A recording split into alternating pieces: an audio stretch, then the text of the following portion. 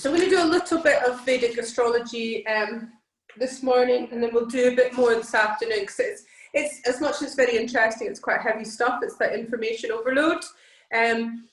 So a lot of you are aware now from speaking to me or just having to listen to me.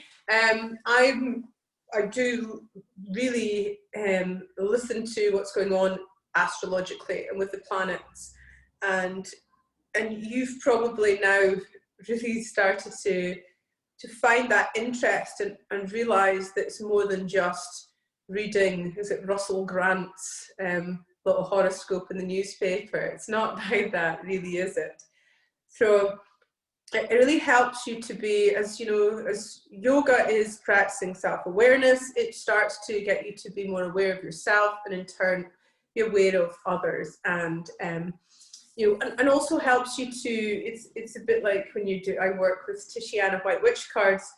That's not telling the future, it's more like almost like a spiritual guidance. So there's almost like a guidance. So being forewarned of energies that might be around can actually help with the practicing skill in action, which is Bhagavad Gita, so you're not reacting. You from reading and studying the Hindu gods and goddesses, you'll be aware that there's a lot of heads being chopped off and reactions. So you know, they're studying they're worshipping the gods and goddesses, but a lot of their stories and the gods and goddesses seem to, there's a bit of a fierceness to them. So it's similar with so there's very much this kind of abrasiveness, or almost some of they kind of embrace their darknesses. You know, in the West we like to be all love and light. So it's the same with Vedic astrology. There's a difference from Western astrology, and I think part of it as well is to almost to fit into our culture, and also to keep us safe from this darknesses. Because if you really studied Vedic astrology really deeply, and I haven't because I don't want to, because it can actually place your time of death and stuff like that, you know, it's that exact, you know. So it's the same with, you know, the yoga that we practice in the West is not the yoga that stems from the Vedantas, the Upanishads and the Vedas.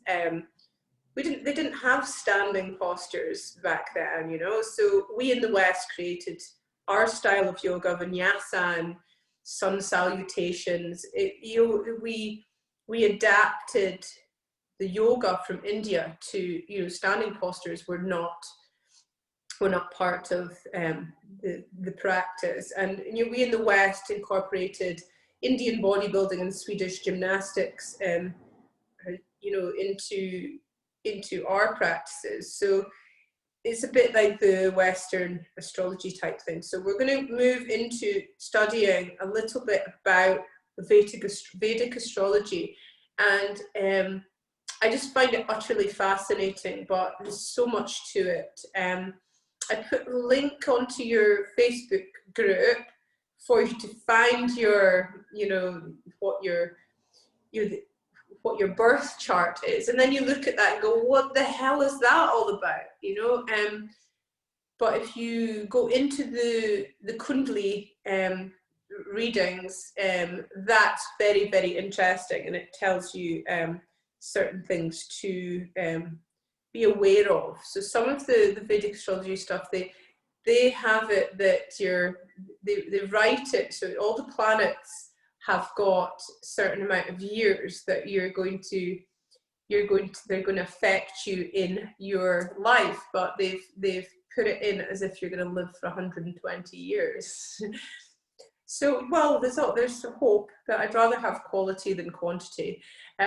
So we're maybe not go as deep as that, but let's just start working with an introduction of what Vedic astrology is, because you can have ideas of it, and it might not be what you thought it was.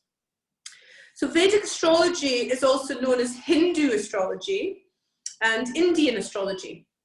The authentic Indian name for Vedic astrology is Jyotisha, which is Jyotisa.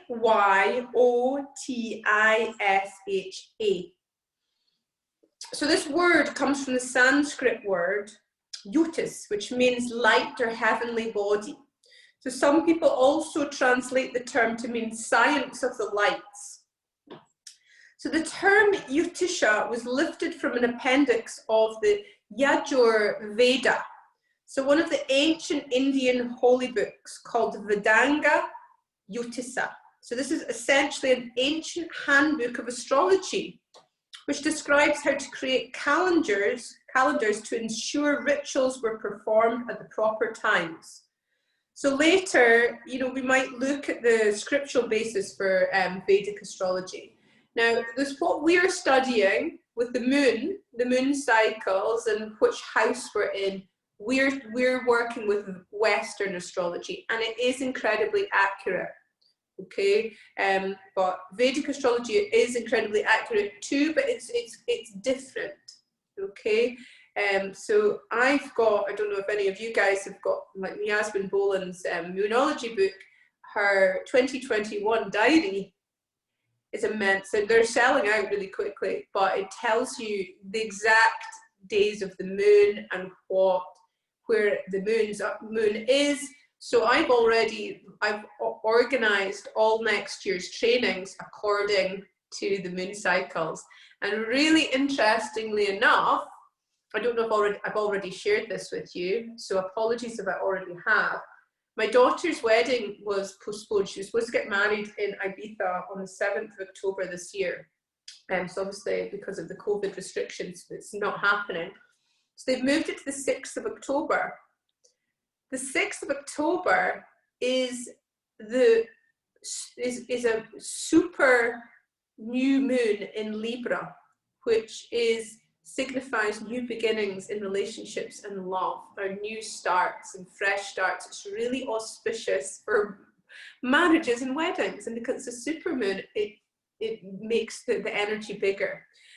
My daughter's not like that, so she's just naturally chosen that. So I looked at what house it's going to be in, and for me, it's so amazing that apparently that day is a day that's got a child brings you joy. So yeah, so it's absolutely amazing. So you can actually go and see, you know what the moon once you know what the moon is going to be next year, you can actually make plans according to that. You'll be like, oh, I don't think I could do that because there's a bit too much aggro going on, so I'll change it to that day. So I'm actually, you can't totally plan your life, but you can try and do things in more auspicious days. I like to do trainings on auspicious times as well. So yeah, it's very interesting. So they used to, really back in the day in India, they would be born and they would say, right, this is all the auspicious times in your life. Absolutely outrageous. So calling the discipline of Vedic astrology is a fairly new phenomenon. It was beginning in the late 20th century, with some believing that the word Vedic was only used to attract people in the West by giving it a spiritual appeal. So others say it's more precise and respectful term to use than Indian astrology, because India is so culturally and religiously diverse. So some contend that in ancient India, astronomy was practiced more than astrology. So just to clarify, astronomy is the study of the contents of the universe beyond the atmosphere of the Earth. So this is why, I don't know if any of you guys have got the app. I showed Kerry and Lynn my app that you can point it up to the sky and it shows you which planets are where in the sky. It's brilliant. So you get loads of brilliant apps for that. And that's astronomy, not astrology. That's the study of the planets. But astrology uses the information that's gleaned about celestial bodies through astronomy, and it makes interpretations about how differing celestial states affect events and people on the Earth. So some modern sources believe that ancient Vedic astrology had a rather different purpose to that which is used for today. So rather than providing birth charts that are to be interpreted for the means of predicting destiny, The role of astrologers was more likely to have been the calendar or the clock for wider society. So in the Vedanga Yutisa, the emphasis is on creating accurate calendars and clocks for the best practices in religion, philosophy, and agriculture. So it's about really setting up, like, when's an auspicious day to do a moonology course. So to take a specific example, Krishna's birth chart, which appears in one of the ancient scriptures, reads that Krishna was born on a great day. He was born in the 8th phase of a waning part of the month. So from that, you can tell that Krishna was born in the lunar month of Shravana, which usually occurs in mid to late summer. And the lunar phase was the 8th, which is a half moon, and the lunar trend was waning. So if you've ever found out what the moon was when you were born, you can actually figure out if you were born on a waxing moon. I was born on a waxing crescent on a Saturday, apparently. But if you're born on a waxing moon, you can make you, and you're more likely to be an extrovert. If you're born on a waning moon, you're more likely to be an introvert. It's very interesting. So, so from detailed information about celestial conditions at the time of Krishna's birth, it could be argued that this is astronomical information rather than astrological. But the text does not go on to interpret or explain what the celestial conditions are to mean for Krishna's life. So a birth chart, rather than a birth chart, this information could more be seen as an astronomical timestamp.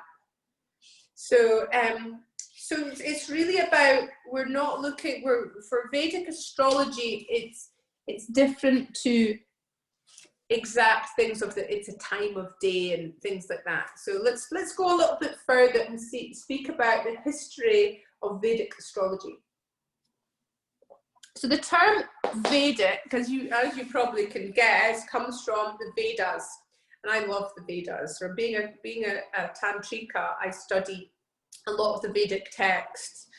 So these are the scriptures that form the basis of Vedic traditions and classical Hinduism, including philosophy, ritual guidance, hymns, and spiritual instruction. So the 4 Vedas are called Rig Veda, Sama Veda, Yajur Veda, and Atharva Veda. So there's some confusion as to when the Vedas were written, with tradition asserting it was over 5,000 years ago. And they've remained unchanged since then. Others say the oldest part of the Vedas was written around 1,500 years ago, and other parts have been added later. So in the Vedas, we find some astronomical and astrological information and guidance. For example, the position of the moon in the various lunar mansions is given importance, as are eclipses, lunar phases, equinoxes, and solstices. So you'll see information on all these things in your manual, but it's from the Western astrology perspective, okay? So, however, zodiac signs, the planets, are not emphasized in the Vedas. So in the great Mahabharata epic, and that's where the Bhagavad Gita comes from, a later Vedic text, so we learn about an apocalyptic war in India's distant history. So many astronomical details are woven into this text. For example, it mentions when events happen according to the lunar month, the lunar mansion, and the moon phase, and positions of the planets are sometimes given too. So the first evidence of a birth chart is found in some Vedic texts, such as the Harivamsa and some Purana texts. So this is the birth chart of Krishna, and it includes the season in which he was born, the time, the phase of the moon, the lunar mansion, and the ascendant. This is the rising sign. There is the birth information included in the Ramayana, another great Indian epic. During the birth of Rama, the moon and Jupiter were both rising in Cancer, and 5 planets were in their domiciles. So at the moment the Mars is squaring loads of planets, and it's just a little bit tense, to say the least. So passages in the Purana text mention zodiac signs. For example, it's said that the equinoxes are at the start of Aries and Libra, while the solstices are at the start of Capricorn and Cancer. So is there Greek and ancient Egyptian roots in Vedic astrology? There's a hot debate over the interaction between ancient Egyptian, Greek, and Indian people when it comes to astronomy and astrology. Ancient Egypt, before the Hellenistic occupation, began their astronomy and astrology in prehistoric times. So at the beginning of their recorded history, they were already using a 365-day yearly calendar. The pyramids illustrated their extremely accurate knowledge of celestial movements as they were built in precise places to coincide with various planetary, solar, and lunar motions. And if you ever get the chance to go to the pyramids, you have to. It's quite crazy how they're right next to the slums, which is like you see all these photos and it looks like, oh, it's not in the middle of nowhere, you're right next to like the actual city. But the energy, I was really lucky to go inside a few of them because it was quiet at the time. But if you go inside them as well, if you work with energy, going to the pyramids is like absolutely mental. I had brought some stones back. I don't know if you're allowed to bring stones back from the pyramids, but I work with them in my rituals. But yeah, if you get a chance, go to the pyramids. So the Greeks have been present in Egypt since around the 7th century BC in small numbers.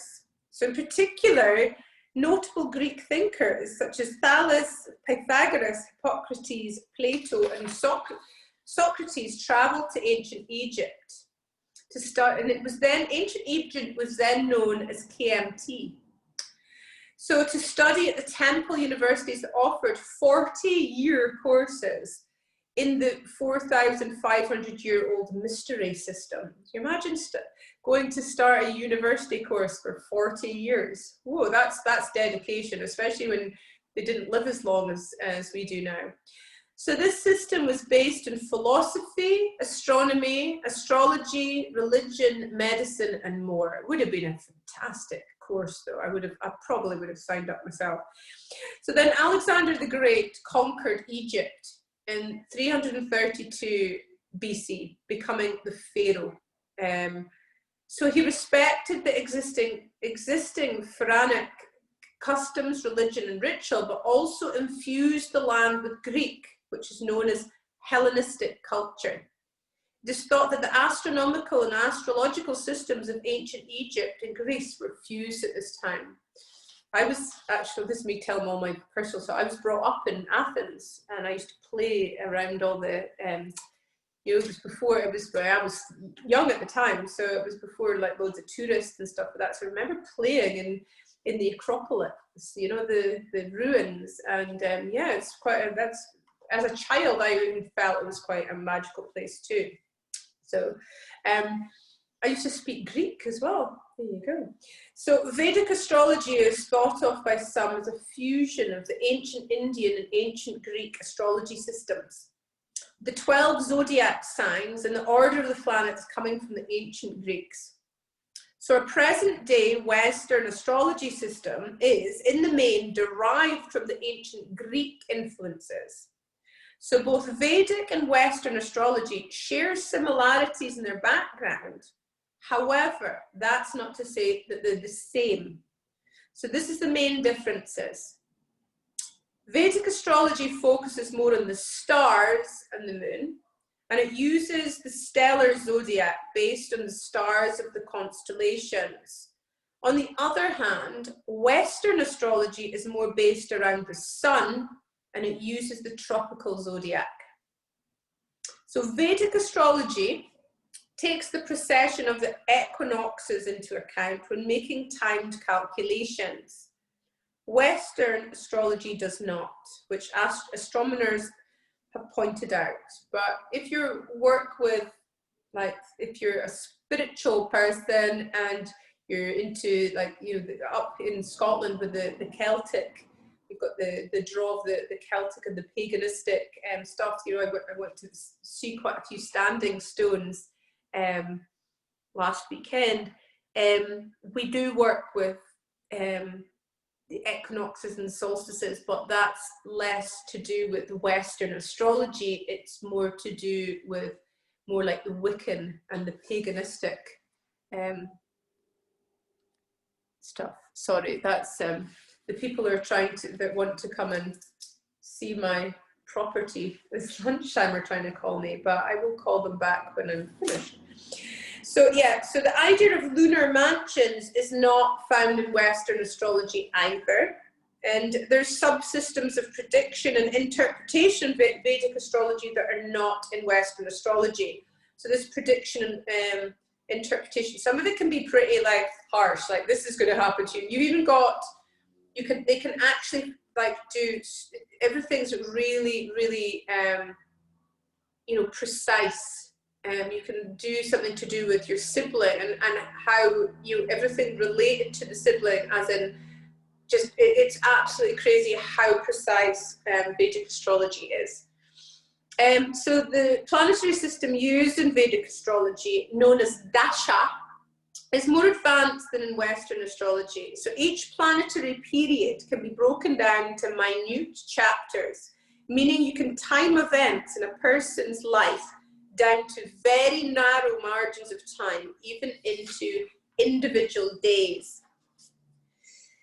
So ancient Egypt and ancient India also have connections independent of Greek influence. So the Mitanni were a Sanskrit writing people who worshipped the Vedic gods. So apologies for all this history if you're not into history. I absolutely adore history, and I think to learn something like this, I think it's to find out where the foundations or where it's come from is important. So the pharaoh Akhenaton had connections to the Mitanni through his father, mother, and wife. So Akhenaton was credited for being the first to introduce a kind of monotheism to Egypt, and his religious beliefs had many Vedic similarities. So it's not too much of a stretch to believe that astrological ideas were exchanged. So let's take it further and speak about the spiritual and religious significance of Vedic astrology. Let's speak about Vedanta. So most of you as yoga teachers will have heard of Vedanta. So Hinduism is based on the ancient spiritual philosophy of Vedanta, which is detailed within the Vedas. So the basic principles of Vedanta are: reality is all-pervading, self-luminous, eternal, and uncreated spirit. So this is the power behind all forces, and it creates the consciousness of all conscious beings.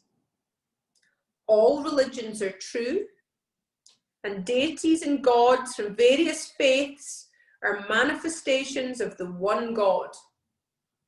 Through meditation, we can connect with God and become like God. The soul is divine.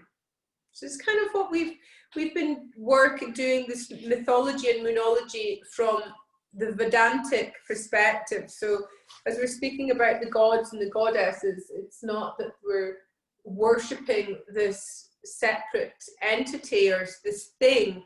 It's that aspect of that god or goddess within us and around us. You know, so the Purusha Prakriti of the god or goddess. So is astrology a spiritual practice? So though astrology is mentioned in various ancient Indian spiritual texts, it's not considered a spiritual practice or act. In fact, in the Bhagavad Gita, Vedic rituals are seen to be used for the purpose of clarification of worldly matters. And astrology is included in this. For example, Krishna used astrology to decide when to wage a war, a decidedly worldly matter. However, he does not, and neither does anyone else, consult astrologers for fortune telling or counseling anywhere in the Hindu scriptures. So spiritual liberation is said by Krishna to consist of acting without aiming at the fruits of one's actions, where every action is conceived as a sacrifice to God. Spirituality is not thought to be attained through astrology or ritual, but through the altering of our own intentions. You'll remember that, some of you guys who've trained with me will remember the Bhagavad Gita parts of this. So the astrology is an important part of life for many Hindus around the world, particularly in India. So some universities in India offer advanced degrees in the subject to keep the tradition alive. And many Hindus hold the belief that the planets and other celestial bodies have an influence over human life. The celestial bodies are thought to carry out karma and justice in human beings under the all-powerful auspices of the Supreme Being. So in Hindu cultures, astrology commonly has an influence on naming. So babies are traditionally named by consulting their Jyotisa birth charts. So, and calendars and holidays. So astrology is used to calculate when holidays and events will be held. My cat's trying to drink my smoothie. So. And life events and decisions. So astrology is consulted to ensure success in many areas of life. So these could include getting married, relocating, opening a new business, or having a baby. Astrology could provide auspicious dates or general advice. So it's me speaking about the 6th of October next year, my daughter getting married, and a very auspicious new moon. So reincarnation. So the rebirth of souls, which is known as reincarnation, is a fundamental belief in Hinduism and Vedic faith. The word reincarnation is not explicitly mentioned in the Vedas, but they're both indirect and direct references to the idea that souls return to the earth. For example, in the Yajur Veda, verse 35.2, we find the following, which translates in English as, the sun god grants bodies in different births according to your deeds, providing a happy or unhappy place on this earth. May radiant beams prove helpful to you. So this indicates that our happiness or unhappiness in this lifetime comes from the deeds done in a previous lifetime. So the Vedic word for soul is Atma or Atman, and you'll be aware of that word if you've studied the Bhagavad Gita. So this is the part of us that reincarnates through different bodies and is eternal in nature. So the information or baggage of past thoughts, feelings, actions and circumstances is carried in the Atma to the next body. There are different schools of thought on the nature of the Atma, and some believe that there is really only one type of self, which this is the Supreme Self or the Brahman. This could be the thought of as God. Our individual selves are projections of Brahman, and to believe we're separate is an illusion. And when liberation is achieved, also known as moksha, that illusion disappears and we realize ourselves as part of the Supreme Self. So the illusion is Maya. The more we do our practice, the more we can lift the veil of illusion, Maya. So another idea is that our individual selves are different, each of us representing a different eternal reality. And when we find liberation, we continue to be different and separate, though densely interconnected. Yet another idea is that the separation between our individual selves and the Supreme Self is real but temporary. We remain separate from God until liberation is achieved. And at that point, our consciousness merges with the Supreme Self until there's no separation. So let's look at karma. So karma, Sanchit karma, the previous quote indicated that our happiness or unhappiness in this lifetime comes from deeds done in a previous lifetime. This is known as karma. We accumulate karma from our past lives, which then manifest in the present life as various situations and circumstances. And these accumulated deeds that form karma are known as sanchit karma, S-A-N-C-H-I-T karma. Vedic astrology is unique in the astrology world in that it takes into account the effect sanchit karma has on the present life of the individual. So let's look at dasha. So the dasha system, also known as dasa, it's used to indicate planetary periods and what effects they cause in the lives of societies and individuals. And this system is linked to past lives because it's sometimes referred to the unfolding of one's karma in the past. Also important to Vedic astrology is the concept of Rinanubandhan, which is translated as past life debts. So this means that the relationships formed in this lifetime, for example, with family, friends, business associates, or colleagues and enemies, are all based on past karma and debts. Vedic belief is that people are interlinked with each other over numerous lifetimes. Through a Vedic lens, ongoing problems or issues with individuals and relationships are likely to be linked with karmic records that come from past lives. In the same way, people you share luck, career, fortune with are likely to be linked with you from past lives too. So sometimes one person's bad luck can be linked with another person's good luck. And this is often the result of karmic debt. So when looking at problems and obstacles in life, Vedic astrology takes a past life approach. These problems are called doshas, but this is not to be confused with the doshas of Ayurvedic medicine. This is like some of you guys have done the yoga and Ayurvedic studies with me, and then I'm now speaking about doshas from another perspective. You're like, what? So doshas in Vedic astrology can be thought of as curses. So these problems can be manifest in relationships, having children, career, finances, or other things. So there's a respected astrological treatise called Brihat Parashara Horashastra. And this document provides a long list of doshas that are likely to have stemmed from past lives and now affect the present life. So it's called Brihat, B-R-I-H-A-T, and then the second word is Parashara, Hora, H-O-R-A, and Shastra, as if you want to look into this deeper. So some examples of these curses or doshas are the curses of father.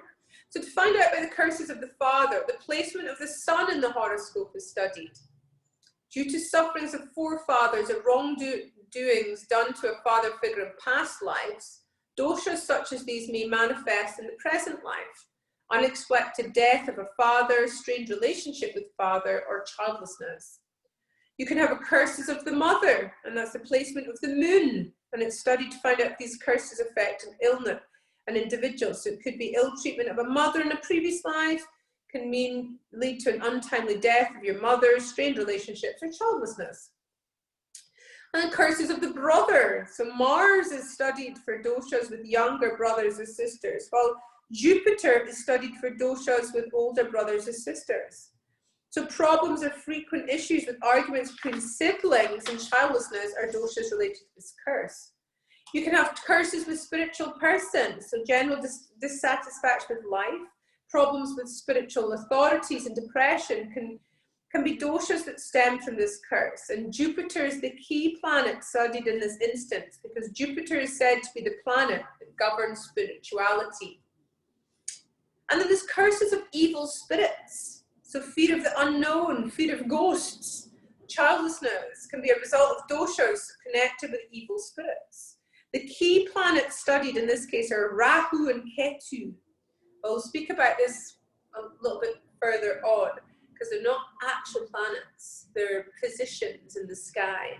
So along with Saturn, the moon, the fifth lord in the fifth house. So working karma. You'll remember the karma baggage we accumulate from past lives is known as sanchit karma. It's spelled S-A-N-C-H-I-T C-H-I-T, just in case the way I'm describing it, you're spelling it like shit. So immature. So when we incarnate into a new body, this Sanchit karma becomes like an imprint on our present life, dictating where it will go. This is called working karma, or prarabdha karma. So thankfully this destiny is not set in stone. So we have an opportunity to work, to change our karma through freedom of choice. This freedom of choice is known as creative karma. So we can influence our future karma through putting our thoughts and actions in harmony with cosmic law. So, you know, I've spoken about the north and south nodes, finding out what these are. When you've got your reading from Yasmin Boland, the bottom one will be your north node and your south node. I'm going to put something into your Facebook group about the north and south nodes, because one is once you find out what your north and south nodes are, this is where it changes your life, and you find out what your karma is in your life, and what your opportunities and also your challenges are going to be from when you're working through that. If you actually work with your north and south nodes, your life opens up to you. So it's similar to that. So in essence, there are two kinds of future for any person. So prarabdha karma is the version set at the point of reincarnation based on Sanchit karma. So this could be called destiny or fate, and is preset. This would be the future that occurs should the individual not seek to work on their karma.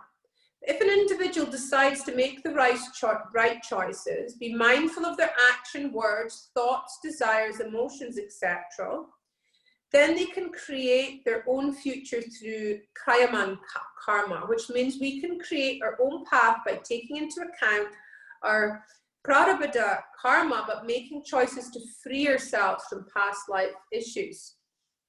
So moksha, which most of you will have heard of, is a term that can be loosely translated as salvation, liberation, emancipation, or release. This is the end of the reincarnation cycle of death and rebirth, the end of karmic debts. It's also the end of ignorance through self-knowledge and self-realization. Vedic astrology can help individuals understand their karmic debts. It cannot help individuals to clear these karmic debts, though. A person can clear their karmic debts through taking the punishment of difficult experiences. Alternatively, they can clear the karmic debts through charity, good deeds, worship, and penance. The goal of Vedic astrology in identifying karmic debts is to show individuals what they have to work on in order to reach the ideal state of moksha. So moksha is reached within an individual's lifetime. It's called a jivan mukti. A person who's reached this is called a self-realized person, a jivan mukta. When a person reaches jivan mukti, his behaviors and even his nature are transformed. So this is kind of like working with the north and south node, but with the Western astrology perspective.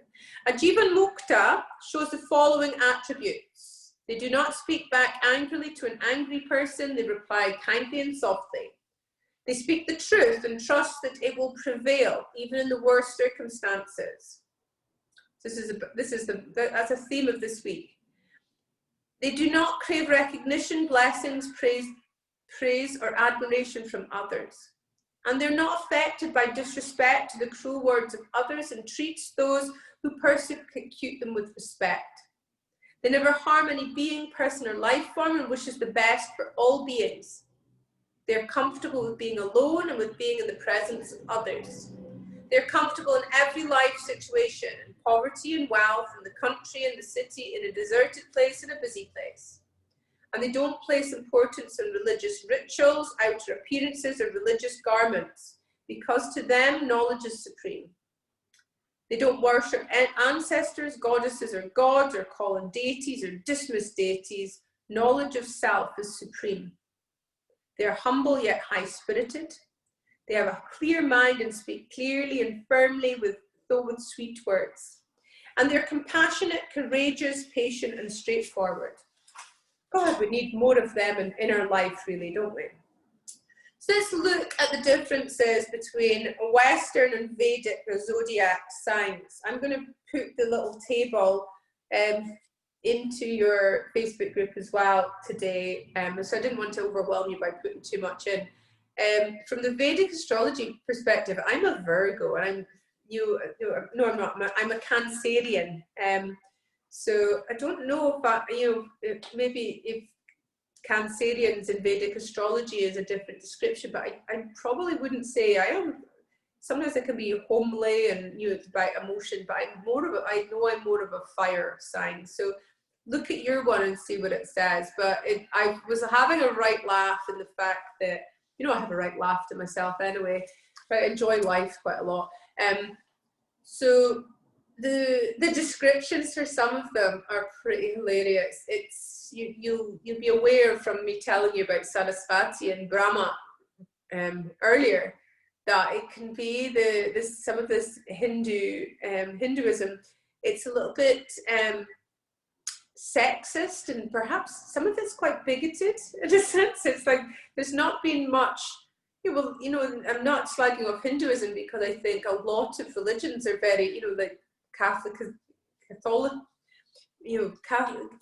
are against gays, are they not? And so it's very much, there's a lot of outdatedness. It's almost like somebody needs, if people are going to study religion, then they need to like take out some of the judgment and be, it's about not judging others, or be a bit all inclusive. But so if you look at this from an open mind, but it can come across as pretty harsh. I quite like when you go to India. Indians are really straightforward, but it's like some of this stuff is like, it's funny. So anyway, I'm going to share some of them with you. And I'm not making fun of Hinduism. I'm like teaching this. I find it so interesting. I find it is a science, but I'm teaching it from a Western perspective, so we understand it, as opposed to, we don't come from that culture. So I'm not saying that our culture is better, but I'm not saying it's worse. It's about being a curious observer with no judgment. So both the Western and Vedic astrological traditions have 12 zodiac signs. So as previously mentioned, this may be because they share an ancient Greek heritage. However, evidence of zodiac categorizing was found in Indian texts as far back as 2500 BC, written by different sages. So this is still up for debate. In any case, the Western and Vedic zodiac have slightly differing dates for each sign. And this has become because the Western tradition uses the tropical zodiac called Sayana, whereas the Vedic uses the stellar zodiac known as the sidereal zodiac, which is called Nirayana. This means the zodiac signs are measured differently.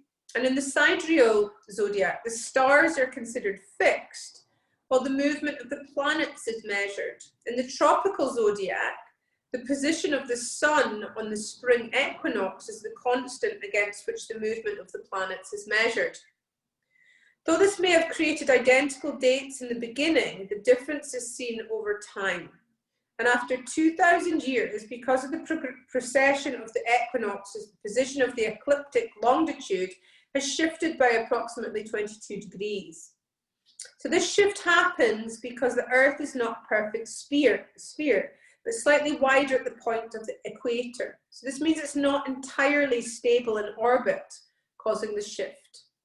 So because of this shift, the Vedic system is consistently accurate, whereas the Western system is accurate by only about 2/3 of the time.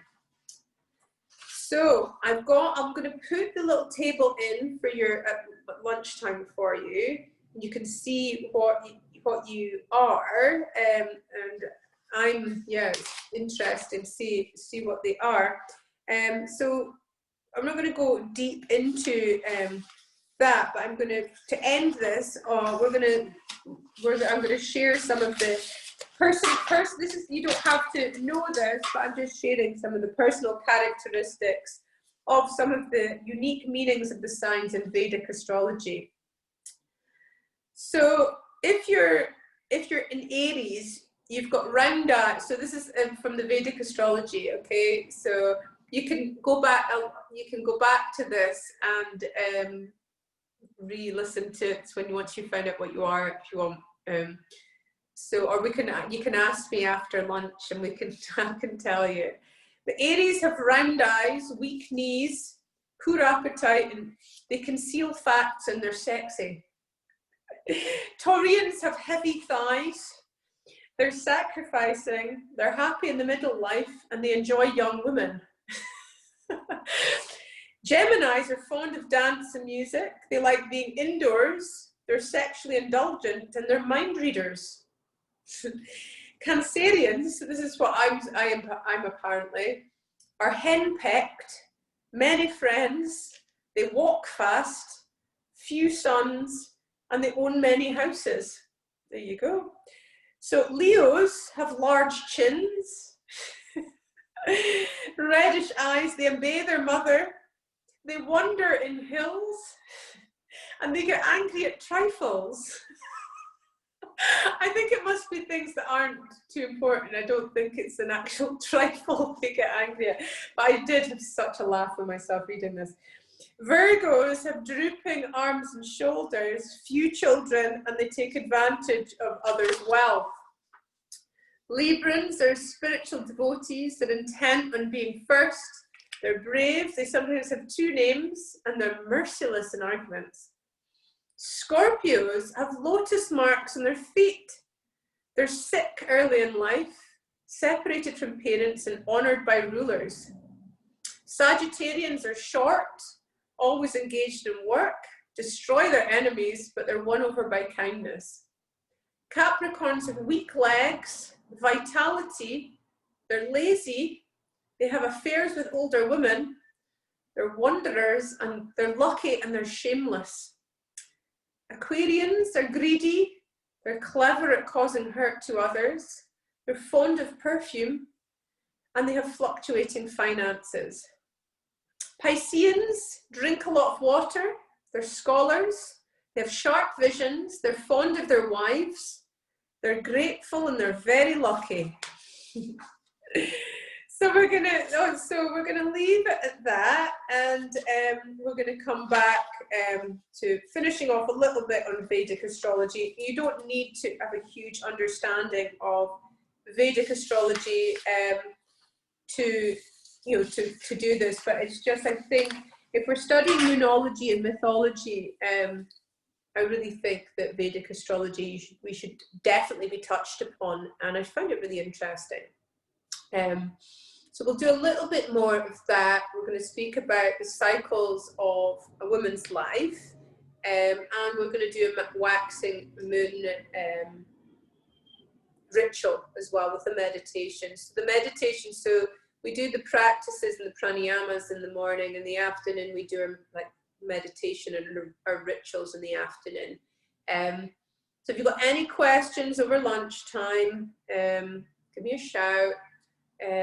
But I think that's us. We'll finish up for the morning, and I'll see you back at 3:30 hopefully, and I'll finish the recording. Oh, my cat come to annoy me.